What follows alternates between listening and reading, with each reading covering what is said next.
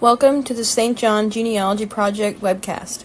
Today we will be exploring some lesser-known aspects of the St. John family, uncovering their fascinating stories and ancestral connections.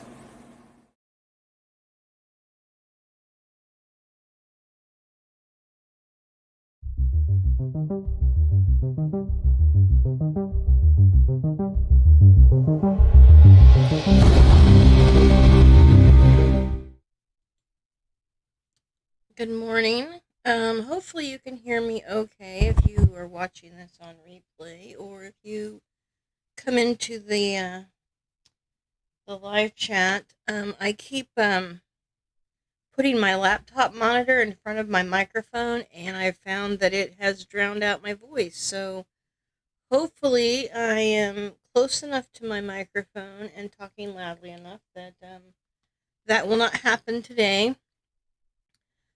Today we're going to be talking about the women in the DePort St. John family. I sent out a rather spicy newsletter on Wednesday, which has received quite a lot of feedback, some funny, some thankful. I think I had one person unsubscribe to the newsletter. So, 1 out of 1,000, not bad, but probably should be expected. Anyway, those that sent me emails, thank you very much for those. They were nice to receive. Some were quite funny.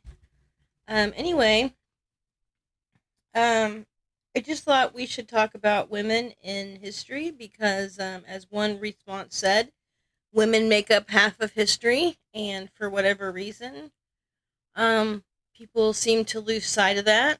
A majority of the properties that the St. John and DePort St. John families held were brought to them by women, and I think that needs to be recognized. And, we don't have to make up fictional women in place of these real women, and we really need to push back on the people that are making these things up and perpetuating these false narratives. And so that's really the agenda that I have. If it upsets people, well, I'm sorry, but that's just the way it is. We're not going to, excuse me, erase women from history just so we can put fictional women in their place. And the perfect example of that is the made-up woman, Elizabeth Umfreyville, who was made up to explain Mabel Umfreyville. Mabel Umfreyville was the wife of Maurice of London, and she was the wife of William ap Hopkins Cantilupe, and she appears in the records. She, what I want to point out is, like here, for example, in this record for her son William, there's the statement, with consent of his mother. So when historians tell you that women were, relegated to, non-existence, that's ridiculous. You constantly, if you read these documents, you will see that, brothers would give away land with consent of their sisters and their mothers. And here we have the with consent of his mother and his brother. So property wasn't held by one person only, usually, especially if it was passed down through women.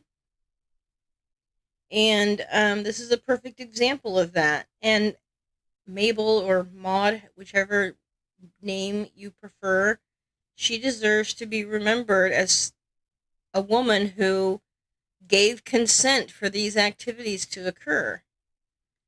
Let's So I don't know why Mabel has been lost to history. There are quite a few records of her. So I went over to Family Search, for example, and if you search their genealogies and then narrow down to their community trees, you can get a lot of very good and sourced information. So Maud Humphreyville is not someone I made up. Uh, she here you can, I don't know why they put Henry Humphreyville as her husband. It was William Cantaloupe, or parents. It was William cantaloupe. And I think this goes back to the issues between Peter Bartram and Richard St. George, trying to figure out where she fit in the Humphreyville family. But she was the daughter of Roger. Um, there's claims that he didn't exist. Some people have merged him with Robert Humphreyville. They take the R out of Roger and believe it's always Robert or Richard, but it's actually Roger. So I found some records on Roger that prove his existence, prove he followed Odinel, and that he held the castle there. But anyway, if you open these up, you can find that there are records that I don't make these people up. I get accused of that a lot. It's pretty funny. Um, the only issue is like I said, they make mistakes for who they believe her parents are. Like here, they have her as the daughter. I'm not sure who created this tree. So one, they have her the daughter of William of London, and then the other one is they have her the wife or the daughter of Henry Humphreyville. She was the mother of William of London, and she was not related to Henry Humphreyville for quite a few generations. So people like, because a lot of the records did not have dates, people like to put them in the wrong places. Some of her, like William Cantaloupe's, his is correct. Like this is his ancestry, and as you can see, he descends from Isabella, which is Cantalo is actually Cantaloupe, and here we have Robert Cantaloupe, and then you go back up here, and there was, might be in the wrong tree. Anyway, this line goes back to I think it's Robert Dunsterville, which is another Humphreyville, D. Humphreyville. So anyway, the land was divided by the Humphreyvilles, and then it came back together with this marriage between William and Maud.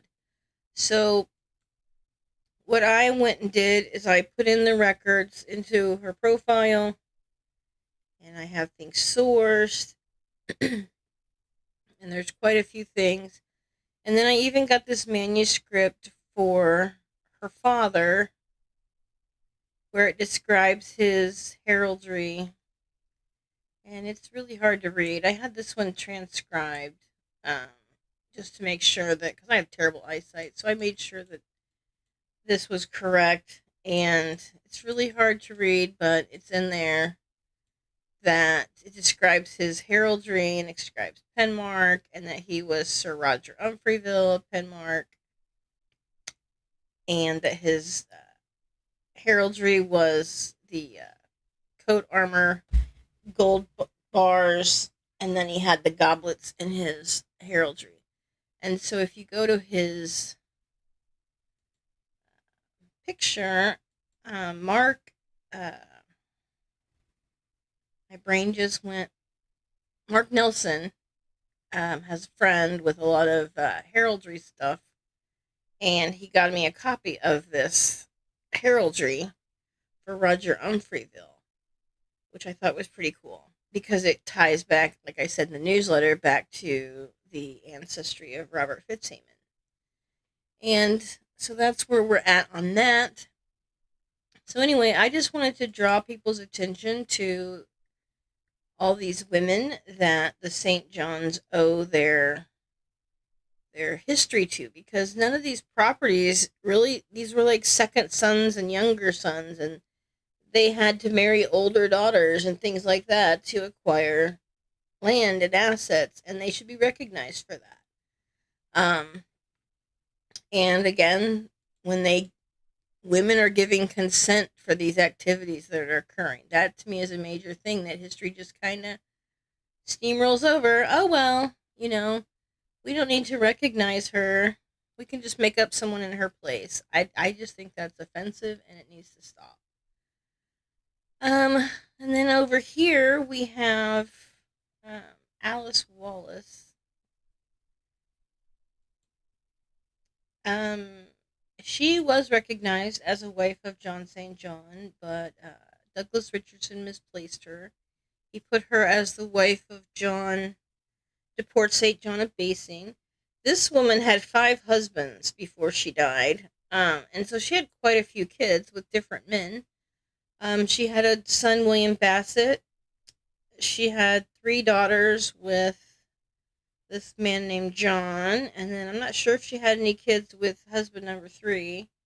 Husband number 4 was John de Port St. John, where she had Oliver, and he died before she married. She got permission to get married in 1333.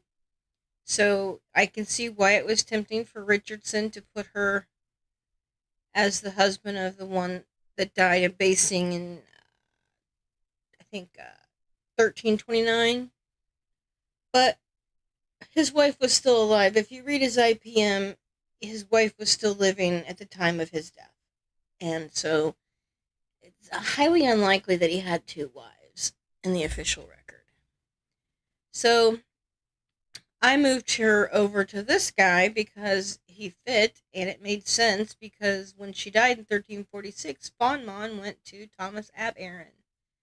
And that only makes sense if she was the mother. And then the reason this information gets lost is because this family kind of drops the St. John surname for a while. So if you go into these records for John, his father Henry, and his grandfather William, they go by the last name or of Boton or Bocaton, however you want to pronounce it. Back then, it looks like they pronounced it Bocaton or Bocton, and so if you read it, it's Henry St. John of Bocaton or Bocton, the release by William. So this whole family right here has been overlooked by the historians, and I was quite surprised when I found them because I was like, who are these people that are not, that aren't appearing in any herald or history? So if you go to William, the records go back to 1264, and here we go back to another Umfreyville family tie. So this Margaret Umfreyville was the aunt of Mabel Umfreyville of Fawnmon. So here you can start to see how this, the inbreeding begins to take hold with the Umfreyville family. Let's see. I'm trying to find the record with the William. Okay, there's the release of the Bocaton. So this is what the record that clearly places William of Fawnmon, his son Henry of Bocaton, or Bocton. Someday I'll pronounce things correctly. There's another record in 1265. And then we have William St. John of Northamptonshire with William Taylor. So this is a missing branch that I believe is where it connects into. And I think this Taylor family is another overlooked family that needs to be investigated a little bit further. So I'm not there yet. I've put in what I have found so far. But it's hard because I have to fight against the published stuff that's made up and the correct stuff that's in the records, and then you have to piece it together. So anyway, when you realize that this William St. John left Fawnmon to his brother Philip, And I can show you that deed too. Let's see. Where's it at? Let me see. So William. Okay, so Robert and Agnes had William, Jane, John, and Philip. Let's see if I have a link to Philip's record. So this record that I'm trying to find, here it is. So this record right here, I had transcribed and translated to English, and it describes how in about 1290, it was a deed between William St. John of Fonmon to his brother Philip, and he was deeding him East Aberthal. Well, Fonmon is located in East Aberthal, and Philip took possession of Fonmon here. And then if you go into his lineage, he married a woman named Felicia, or Felicia, whatever, Felicia. They had a son named Thomas, and he was of Fonmon Castle. And then there's some records where he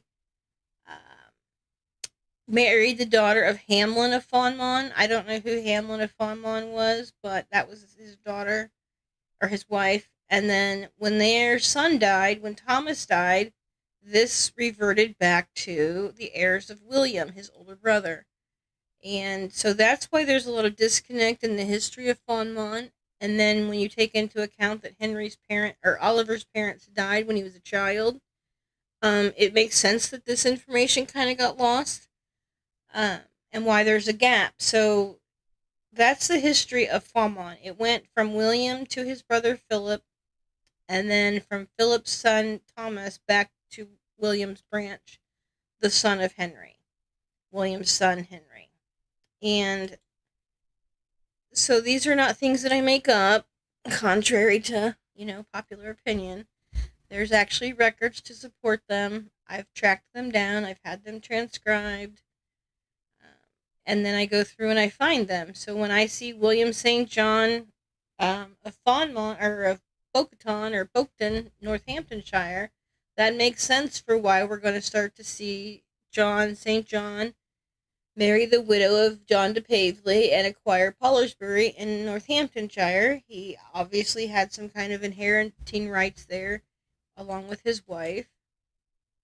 And it becomes quite fun to track this stuff down. So anyway, there's quite a few records if you search for Boketon or Boughton. I'm pretty sure it's Boughton, but I'm looking for a specific record that I found, but I can't.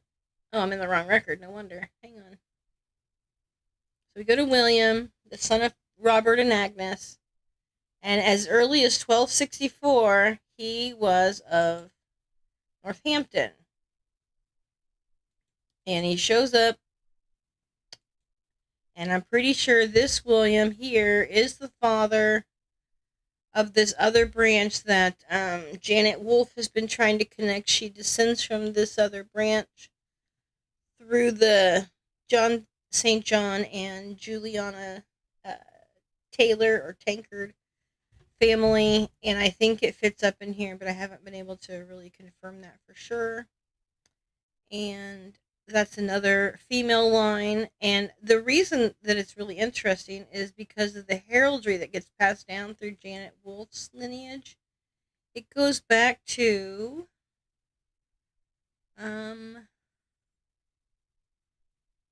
I go down a generation. Let's start with Henry. So it brings in this Martin heraldry right here. Well, if I can get this to stop. So William Martin married Eleanor Fitzpierce, and Eleanor Fitzpierce's sister married John de Port St. John of Basing. So John of Basing was this William's brother. So we have two brothers that married an aunt and two sisters. No, yes. He married the cousin, and his brother married the aunt. So Eleanor's sister married John of Basing. William married her sister's daughter. If that makes sense. And this Martin heraldry gets passed down in a Northampton family that Janet Wolfe descends from. And this is why I'm thinking, and then they're in Northampton. So this is the connection. I just haven't traced it all out for her yet. But when you get to Henry, he has a son named John, documented in these records. And then John kind of gets lost because he becomes John of Beaucton rather than St. John of Beaucton. And that's kind of where he gets lost. And I had to go find him. Oh, I do have it here, I think. This William line, I believe, belongs to Janet Wolfe's lineage, but I'm still researching it. And then we have John that married Alice Wallace, and this is the parents of Oliver of Fawnmon. And I feel like I'm just rambling. Hopefully this is all making sense. And so when we find the right women, suddenly these things start to fall into place, and they're no longer brick walls. There it is again. Of Beaucton. I'm trying to find the records for John. So John, okay, here we go. So here we just have Henry of Beaucton and his wife, which was Isabel de Derby. So they start to drop the St. John, and that's where they kind of get lost. But if you follow the property, you know that the son of Henry, is John St. John, son of Henry St. John, son of William St. John. And if you follow those records, they don't really get lost that easily. And so that's what it led me to, because I just started searching for de Beaucton, and that's how I found these records. And I was able to connect them all together, even when they dropped the St. John surname. And let's see. So here we go again. John, son of Henry. Excuse me. And so that was how I fixed the Port St. John lineage, and how I found the real parents for Oliver and of Fawnmon. And then I was going to show you the relationship to... Oh, let me see if I can find it in family search, so that you guys know I don't make stuff up. Search records. And Thomas Ab Aaron.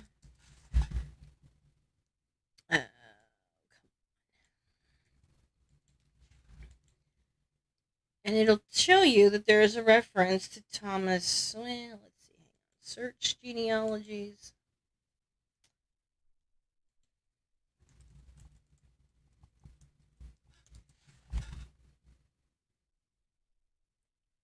So let's see if it's this one. Oh, right here.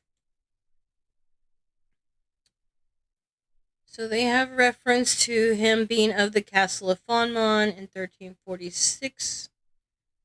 And that was the same year that Alice, John's wife, died. She died July 10th, 1346. We have Thomas Ab Aaron of the castle of Fawnmon. And so, the fictional stories, they don't account for this transfer from the St. John's to Thomas Ab Aaron. And the only way that Thomas Ab Aaron could hold this property is if he was a descendant. And you'll see that his father, Aaron, was the brother of William Cantilupe's father. Let's see if I can... Children... So there's Hopkin, was one of the children of Hywel. So we go to Hopkin. Get it to open. And come on. Click on him. Family search is really hard to navigate sometimes. And so we have Hopkin, who was the father of... Where's William?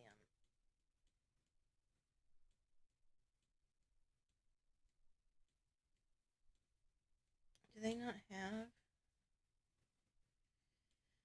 Anyway, he is the father of... Maybe it's under there. Maybe I'm in the wrong tree. Anyway, he is the father of William Ap Hopkin, and then Hopkin is father of William. William is the one that married Maud Umfreyville. I have it in my tree correctly.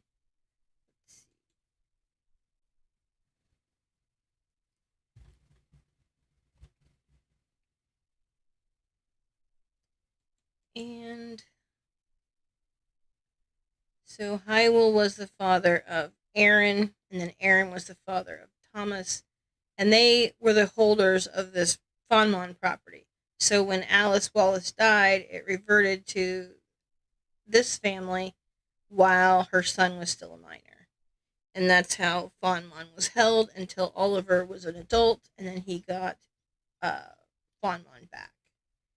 So anyway, those are some of the women in the DePort St. John family, and we don't need to have fictional uh, Elizabeth Umfreyvilles created in their place. And hopefully, a lot of people will start deleting Elizabeth Umfreyville and putting notes in their records that she is a fictitious woman. She never existed.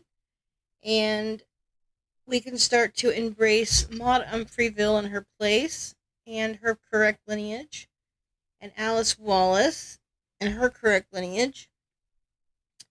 And in recognizing Women's History Month, we can, put forward a positive movement moving forward where we stop the fiction and we start demanding better of the people who claim to be experts that are putting this stuff out there. And is there any questions from the audience? I've seen, 5, 6 people come and go. So that's really all I have today. Not very much. I am going to issue another newsletter on Tuesday that continues the women of the St. John family. And then on hopefully Wednesday, I will issue the regular newsletter, which will be about some DNA information that I have on the St. John side. So if there are no questions, I'm going to wait a few seconds to see if any come through. I'm going to end it here with Alice Wallace and just the reminder that we have real women. We don't have to make up fake ones. And hopefully people can start correcting their lineages and get this information documented the way it should be. Thank you for coming.